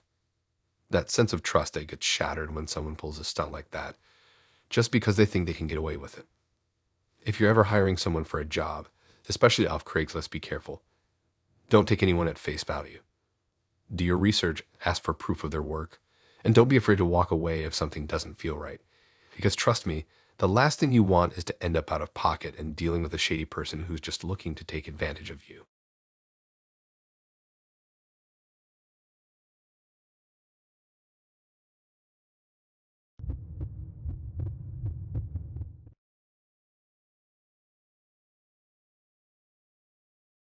I was trying to sell my 2006 Toyota Corolla. It had served me well for the past few years, but it was starting to get up there in miles, and honestly, it was just taking up space in my driveway. I thought I'd sell it, get some extra cash, and buy something newer. No big deal, right? I made sure to take good pictures of the car, highlighting its best features, and wrote an honest description. Nothing fancy, just a straightforward ad. Reliable car, perfect for a first-time driver, runs great, a few cosmetic imperfections, but it's been well maintained, I wrote. I posted the ad and figured it'd be gone within a week or so. The first few inquiries were normal. Some people asked about the car's condition, how it handled, and if I had the maintenance records. I didn't mind answering questions, I was just trying to get rid of the thing. Then I got an email from a guy named Ryan. He seemed interested in the car right away. He didn't ask too many questions, just wanted to know if it was still available and he could come by for a test drive. I told him it was available and we arranged a time to meet. When Ryan showed up, he was nothing like I expected. I thought he would be some young guy or a college student looking for a cheap ride. Instead, he was a man in his mid-30s, dressed in a leather jacket, looking like he'd just come off a motorcycle. He looked like he belonged in a biker gang, but that didn't necessarily concern me. I figured he just liked the look of the car. He was friendly, shook my hand, and seemed nice enough. We talked for a bit, and he seemed genuinely interested. I mentioned the few issues with the car, like a small dent on the side from an old parking incident, and he didn't seem to mind. I was relieved because I didn't want any drama over the car's condition. After a quick chat, he asked if we could go for a test drive. I didn't think twice about it. I told him I'd ride along to make sure everything was fine. He agreed, and we both got into the car. At first, everything was going fine. He was driving like any normal person went on a test drive, taking it slow, checking out the features, and asking questions about the engine and the gas mileage. I was getting a good feeling about this transaction. He seemed polite, and he hadn't shown any signs of being sketchy or unpredictable. But then, without warning, he slammed the gas pedal down. I'm not talking about a little acceleration. No, he floored it, and we shot down the street like a rocket. I immediately felt my stomach lurch. I was still holding onto the door handle, unsure if I should ask him to slow down or if I was just overreacting. The car was old. I knew it wasn't built to go zooming down the road at breakneck speeds. "Hey, slow down," I shouted, my voice shaking. But he didn't respond. He just grinned, his eyes fixed on the road ahead. I could see him tightening his grip on the wheel, pushing the car even faster. We were already going well over the speed limit, and I could feel my heart racing. It didn't feel right. "Ryan, slow down, this is crazy," I said again, my voice more urgent this time. He laughed, a weird, cold laugh. "I'm just testing it out. This thing's got some power, huh?" His voice was almost too calm for the speed we were going. I started to panic. I had no idea what his deal was, but I was terrified. I didn't know him, and here he was driving my car like it was some kind of race car. I felt trapped, like I was in some bad action movie where the bad guy was trying to kill the hero. Except in this case, I was the hero, and I had no idea how to stop it. I asked him to pull over, trying to sound as calm as I could, but inside, I was freaking out. "Ryan, pull over now. Let me out, this isn't funny." Instead of pulling over, he did the opposite. He swerved the car hard to the left, narrowly missing a parked truck. My heart was in my throat, and I felt the car lurch under us as we started down the road. I couldn't believe it. This guy was out of his mind. I realized he wasn't just some over-enthusiastic car buyer. He wasn't testing the car. He was messing with me, and he wasn't planning to stop. I started looking around for a way out, but we were on a narrow street, and there was no way I could just jump out of the car. The thought crossed my mind, but it was too dangerous. The car was going too fast. We were hurtling down the road, and I was completely at his mercy. I wanted to scream, but I didn't. I didn't want to make him angrier. "Slow down," I shouted again, but by now I could tell he wasn't going to listen. Out of nowhere, he jerked the wheel hard to the right, swerving us off the road and onto a sidewalk. We crashed into a street sign, but the car barely slowed down. It was like he wanted to keep going, like he was trying to see how much damage he could cause without actually stopping. The car finally came to a screeching halt and it slammed into a curb. I don't know how I managed to stay calm, but in that moment I knew I had to act fast. He wasn't just a guy test driving a car. This was a man with some serious issues. I immediately reached for the door handle and threw it open. I didn't wait for him to say anything. I bolted out of the car, running as fast as I could. He yelled something at me, but I didn't stick around to hear it. I just ran, my heart pounding in my chest. I didn't stop until I reached a busy street and flagged down a passing car to help. The cops arrived a few minutes later, but by then he was long gone. They tried to track him down, but I never heard anything about him again. The car was fine, but the experience left me shaken. I learned my lesson the hard way. When selling a car, never go alone. Always meet in public places, and never get into a car with someone you don't know. You have no idea what kind of person is on the other side of that Craigslist ad.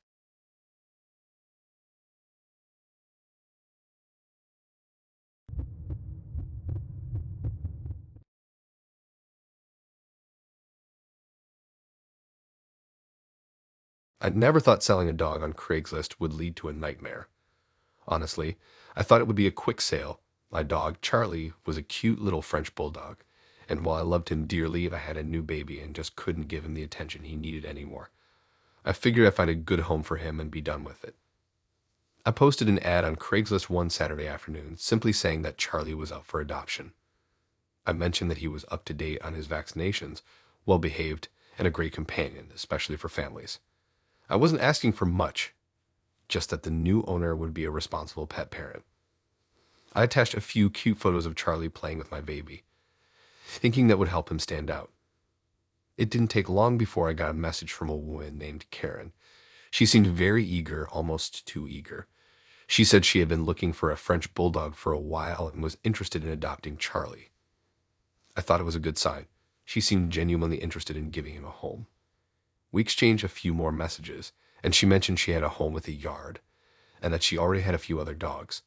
It all sounded promising, so I set up a time for her to come by and meet Charlie. When she arrived at my house, she was friendly and polite.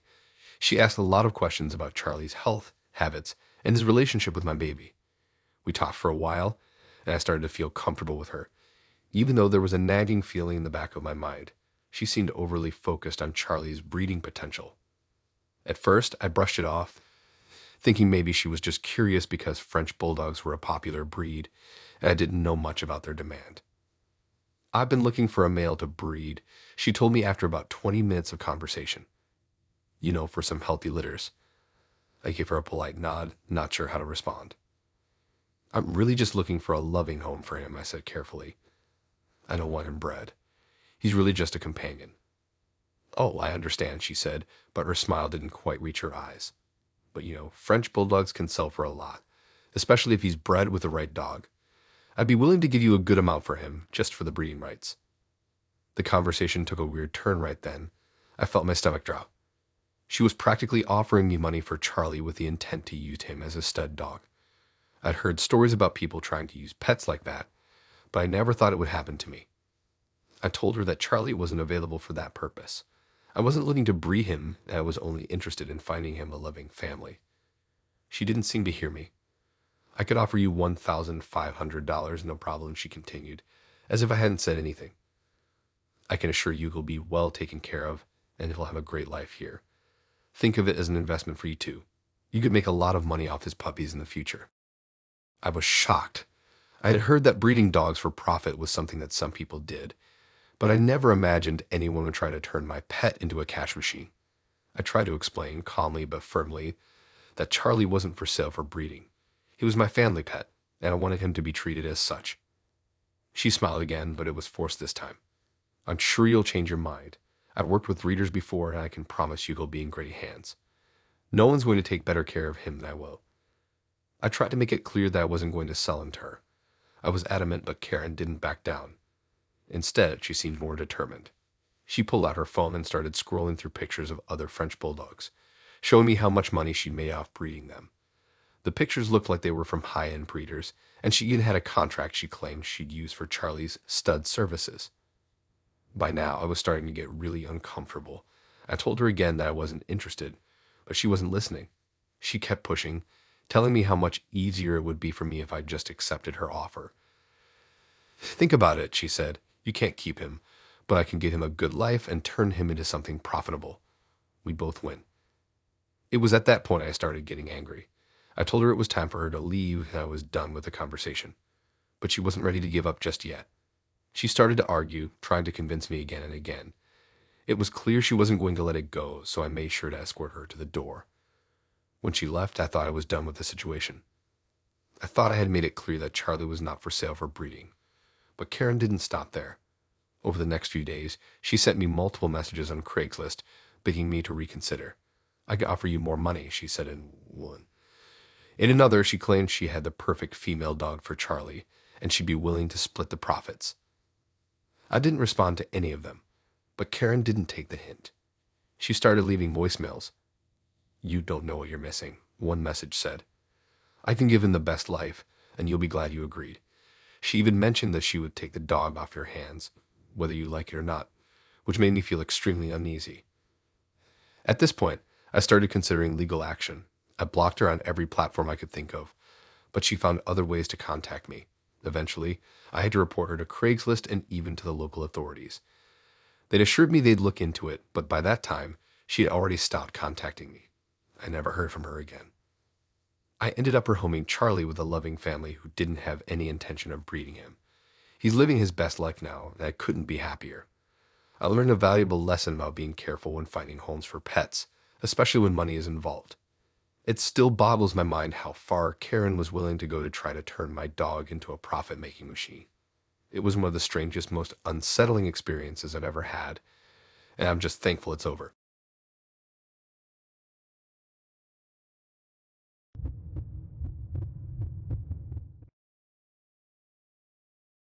I've always been into vintage guitars. It's more than a hobby for me, it's a passion. I've spent years collecting rare pieces, ones with history, a unique sound, and a story behind them.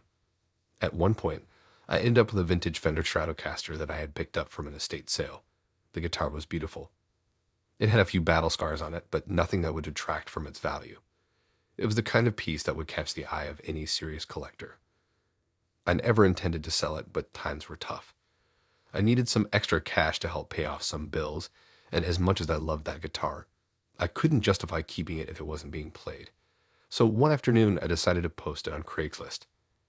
The ad was simple. I described the guitar, included a few high-quality photos, and gave a fair price for it. I knew the value, and I didn't want to rip anyone off. Within hours, I had multiple inquiries. Some were asking for discounts, some were trying to lowball me, but then one message stood out. It was from a guy named Derek. He didn't try to haggle. Instead, he simply said he was interested in the guitar and would pay the full price if it was still available. I was relieved to find someone who didn't waste my time, so we exchanged a few more messages, and he seemed like a serious buyer. He even asked to see more pictures, specifically of the neck and serial number, which made sense if he was a real collector. Everything checked out, and we agreed to meet up. Derek told me he would be in town for a couple of days, but he would be busy during the day. He asked if we could meet later that evening around 9 p.m., and I thought that was a bit late, that I wasn't in any position to turn away a potential buyer. I agreed to the meeting, figuring it would be just another transaction. That evening, I cleaned the guitar and packed it up in its case, ready to go. Around 9, my doorbell rang.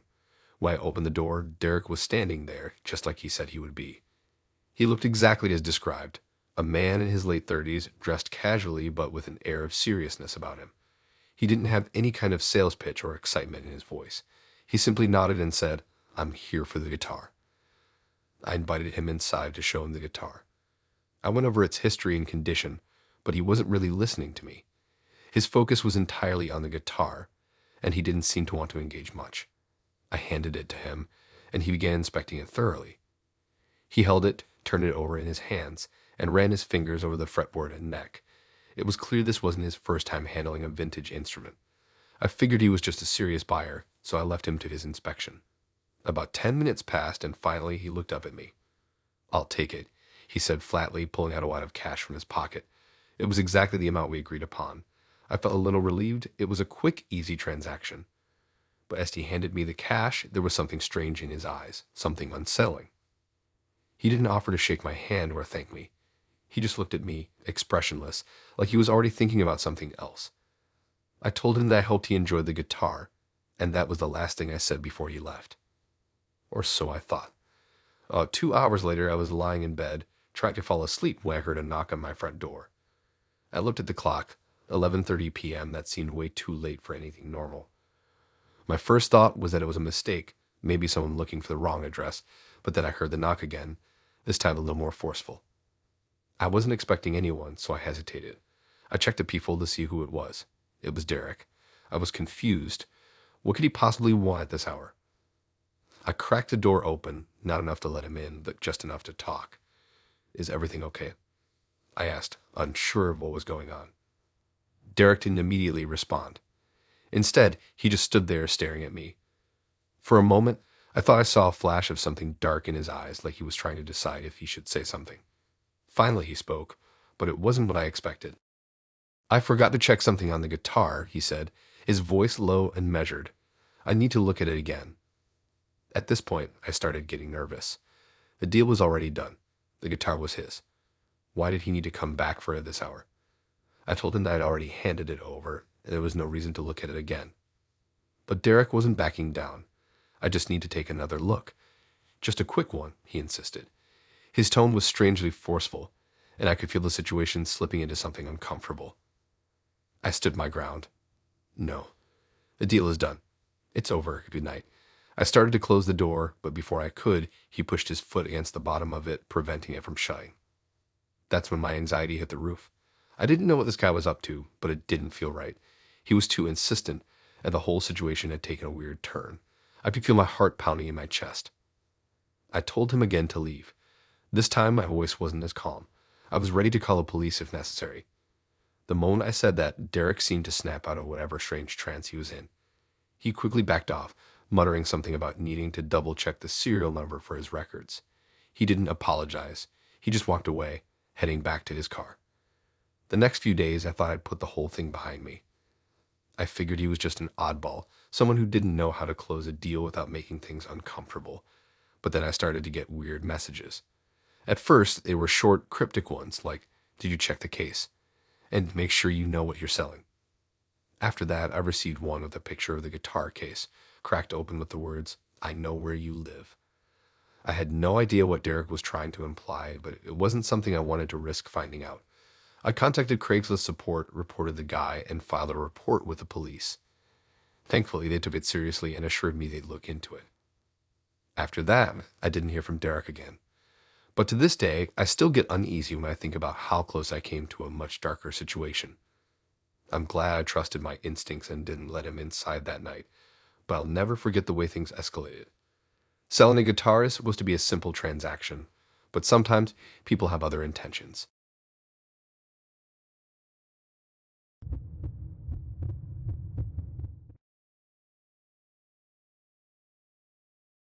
When I first posted the ad on Craigslist, I wasn't expecting much. I was simply looking for someone to rent out my guest house. My place wasn't huge, but it had a separate little cottage in the backyard. It was perfect for someone who needed their own space, but didn't have the budget to rent a bigger place. The ad I posted was clear, outlining the rental terms, how much the rent would be, and that I was only looking for responsible, quiet tenants. I wasn't in a hurry. The guest house had been empty for a few months, and I had to admit that the place felt a little lonely. I thought maybe renting it out would help me financially while offering someone a decent living situation. I had a good relationship with the neighbors, and I wasn't exactly looking for trouble. I just wanted a peaceful arrangement. Within a week, I received a message from a family, mom, dad, and 2 kids. It seemed desperate but polite, explaining that they had recently moved to town and needed a temporary place to stay while they looked for something more permanent. They told me they had good jobs, solid references, and assured me they weren't a party family. All I could see were their smiling faces in the pictures they'd sent.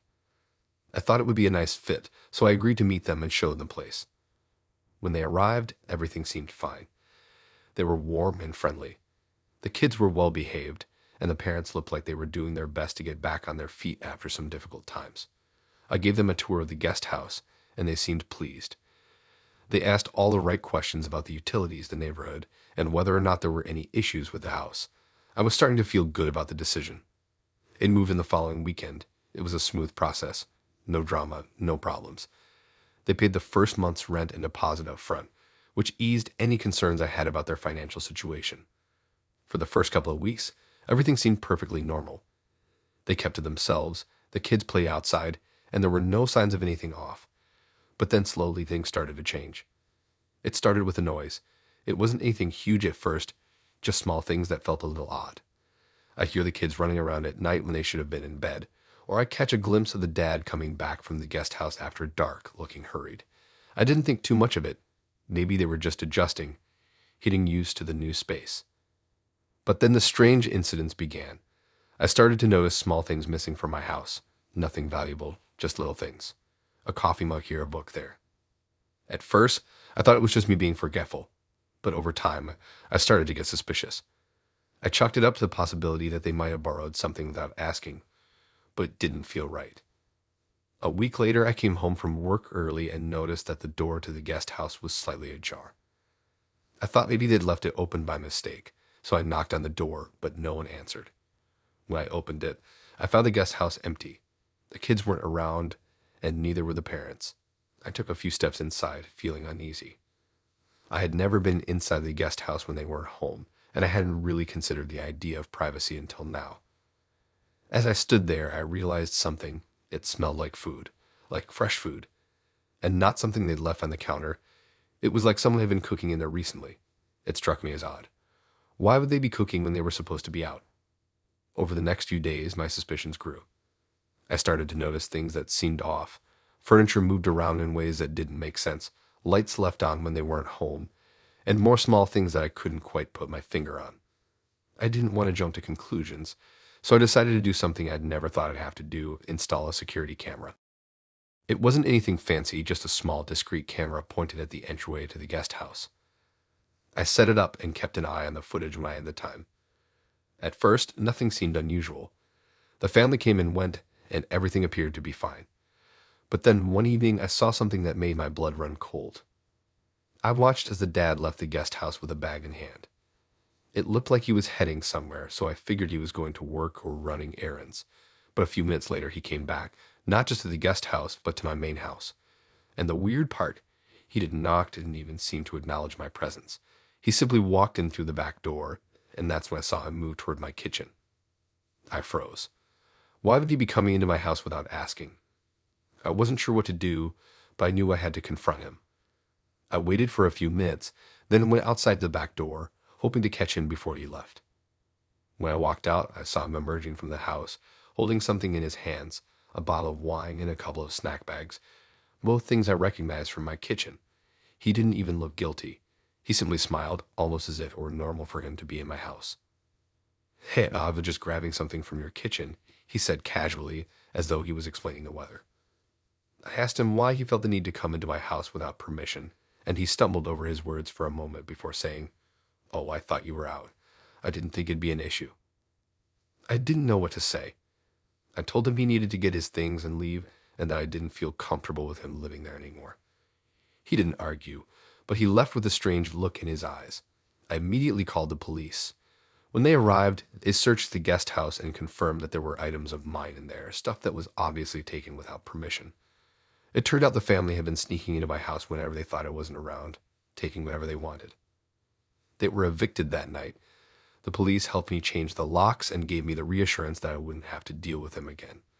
It wasn't a pleasant experience, but I was glad it was over. It wasn't just that they'd taken things without asking. It was the feeling of having my privacy completely violated.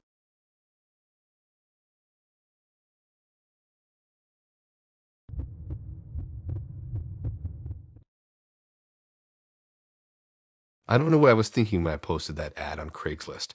I was bored, tired of the same old routine, and just wanted something new. A friend had joked about the idea of meeting someone online, and I figured why not. So I created an account and posted a casual ad. I wasn't expecting anything serious, just someone to chat with, maybe meet up for coffee, and see where it went. I even made sure to specify that I was looking for something low-key, no strings attached, just some fun conversation and maybe a date or two. I went with something harmless, nothing fancy.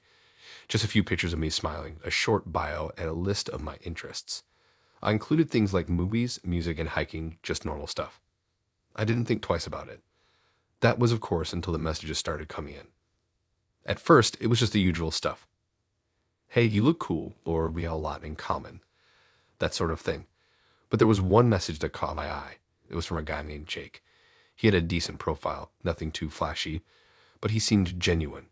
His message was simple. I saw your ad. I'd love to talk more if you're interested. He didn't seem creepy or overly eager, so I responded. We started chatting on and off over the next few days. He seemed normal enough. He had a good sense of humor, like some of the same shows I did, and you mentioned we had mutual friends. That part struck me as a little odd. How could we have mutual friends? I didn't recognize his name, but then again, I didn't know everyone in my town. Maybe it was just a coincidence. The conversations continued, and things got a bit more personal. He started asking about where I worked, what I did for fun, and my plans for the weekend. I told him a little about myself, thinking it was harmless. Everyone shares stuff like that when they're getting to know someone, right? Then came the first red flag. It was a Thursday night, and I had just finished dinner when I received a text from Jake. So I saw you were at that new bar downtown earlier. How was it? I was taken aback. I hadn't mentioned going to that bar to anyone. In fact, I had only decided to check out that evening on a whim. But Jake knew about it. How? Did he see me? Had he been there too? I asked him how he knew that, but he just played it off as a coincidence. I follow your Instagram, he said, which made sense in a way. I had my account set to public so he could easily see my posts. Still, something about the timing felt off. I shrugged it off though, thinking maybe I was just being paranoid. The next few days, things started to get weirder. Jake seemed to know a little too much about my schedule. He would text me at odd hours, asking if I was working or if I was out running errands. It started to feel less like a casual conversation and more like he was keeping tabs on me. One evening, I posted a photo of myself at a park with a friend. It was just a quick snapshot from my phone. The next day, Jake texted me, "Nice spot. Hope you didn't get too cold." I hadn't mentioned anything about the weather in my post, and yet he knew it had been chilly out. My friend hadn't even commented on the photo, so how would Jake know? That's when I started feeling uncomfortable. It didn't seem like a coincidence anymore. The guy was stalking me online, tracking my movements, and keeping track of where I went. I had no idea how far he was willing to go. I decided I had to confront him. I told him I was uncomfortable with how much he seemed to know about me and that we needed to stop talking. He apologized immediately and promised it wouldn't happen again. He told me that he was just really interested in getting to know me, but something in his tone didn't sit right with me. I ignored him for a few days, hoping he'd take the hint. But he didn't. I woke up one morning to a string of messages from Jake. "I saw you left work early yesterday. Are you okay? You didn't see yourself last night. Hey, I know where you get your coffee from. Let's meet there for a chat sometime. I saw you were with that guy on your Instagram yesterday. Just wondering who he was." I blocked him on all platforms and changed my privacy settings. The messages didn't stop. They came through text messages from numbers I didn't recognize. Then one day I got a strange knock on my door. When I answered, it was Jake standing there on my doorstep, holding a coffee from the place I always went to. I hadn't told him where I was that morning, but somehow he knew. He stood there for a moment, staring at me as if waiting for an invitation in. I felt my stomach drop. I was terrified. This was no longer just an online thing. It had crossed into my real life. I immediately slammed the door in his face and called the police. When they arrived, Jake was gone. But they took the incident seriously. I gave them all the information I could, and they started investigating. It turned out that Jake had a history of stalking behavior. He had been involved in similar cases before, but nothing had ever escalated to the point where he was physically showing up at people's houses. I changed my phone number, blocked every account I could, and took extra steps to protect my privacy. The police advised me to keep records of everything, texts, messages, and photos, and to report any further contact.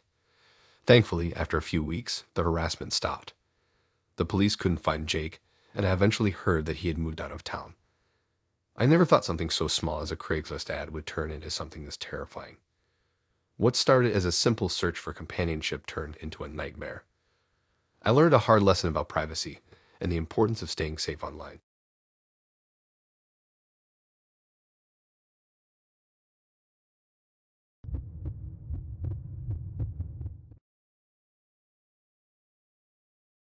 I thought I had it all figured out when I posted my Craigslist ad looking for a roommate.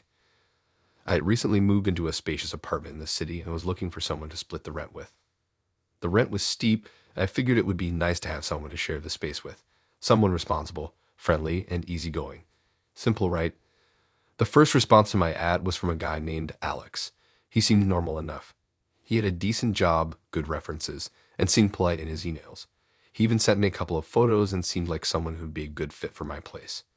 After a brief phone call, we set up a time for him to come check out the apartment, and things went smoothly. He liked the place, and I liked him. He said he'd be moving in the next week, and I agreed to a 6-month lease. In the beginning, everything was fine. He paid his rent on time, kept it himself mostly, and didn't create any issues. We would occasionally run into each other in the kitchen, have a short chat, and go about our separate ways. I was happy with the arrangement. I didn't want a new best friend, just someone who would be respectful of the space, and Alex seemed to fit the bill. But then things started to change. Little by little, I started to notice weird behavior from him. He would leave his dirty dishes all over the place, wouldn't clean up after himself, and constantly left his laundry in the washing machine for days. It wasn't huge stuff, but it was starting to get on my nerves. I tried to talk to him about it a few times, but he would always brush me off, claiming he was busy or just hadn't gotten around to it. I started to feel like I was the one doing all the housework. I knew I had to set some boundaries. I had been patient for months, but enough was enough. One evening, after he'd left another pile of dishes in the sink for the 3rd day in a row, I calmly told him that we needed to have a conversation about the house rules. I was clear about my frustrations, but tried to stay polite. I didn't want to blow things out of proportion, but I did expect him to respect the apartment as much as I did. That's when things started to spiral. The following morning, I woke up to find a notice taped to my door. It was from the building management informing me that a formal complaint had been filed against me. The complaint was from Alex. He had accused me of being abusive toward him. Specifically, he claimed that I had yelled at him and made him feel unsafe in the apartment. I was shocked. This was completely out of left field. The note said I needed to address the complaint immediately. I couldn't believe it. I had never raised my voice to him. Sure, I'd gotten frustrated, but I had never been anything but civil. I had no idea what to do or how to respond. I immediately contacted the building management office to explain that the complaint was false and to ask for more details. They told me that Alex had claimed I had been verbally abusive and had started making him feel unwelcome in the apartment.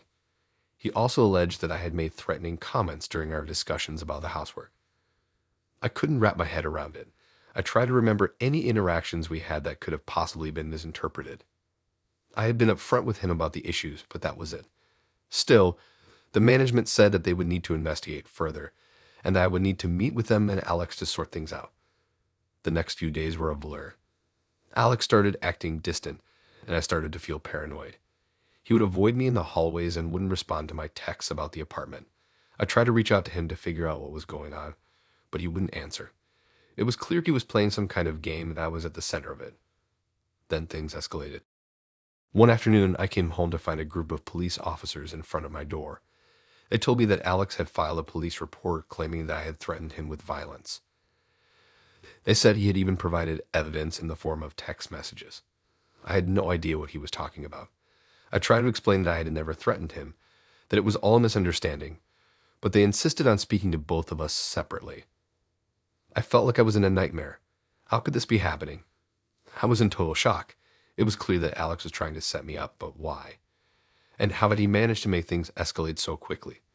I told the officers that there must have been some kind of mix-up and that I hadn't said anything threatening. They told me to stay calm and that they would investigate further, but it was clear they weren't taking my word for it. The next few weeks were hell. The building management suspended my lease until the investigation was completed. I had to move my things out of the apartment and stay with friends while they looked into everything. Alex, meanwhile, was still living in the apartment like nothing had happened. He continued to play the victim, telling anyone who would listen that I was the one who had been abusive. The worst part was that I felt completely helpless. I had no idea how to prove my innocence and was starting to feel like I was losing everything. Eventually, I found out that Alex had a history of doing this. He'd lived in multiple apartments before, and in every case, he'd used false accusations of abuse as a way to get out of paying rent or to manipulate his roommates. It was like a pattern. He'd come in, make a mess, create conflict, and then accuse the other person of being abusive to get them kicked out. The building management finally started to take my side after speaking to previous landlords who confirmed the pattern. Alex's story fell apart when they contacted the police and realized that his accusations didn't add up. The whole thing took months to resolve, but eventually, Alex was evicted from the apartment and I was allowed to return. The relief I felt when I was finally able to move back in was indescribable, but the emotional toll it had taken on me was massive. I had lost trust in people and had to change my perspective on how I would handle future roommates. The situation had been a wake-up call about how easily things could spiral out of control when you weren't careful. I learned the hard way that Craigslist can be a dangerous place to find roommates, and even the most innocent-seeming people could be hiding some dark intentions. It also made me realize how vulnerable you are when your living situation is in someone else's hands. It took a long time for me to feel comfortable in that apartment again, but I eventually did. It was a lesson I would never forget.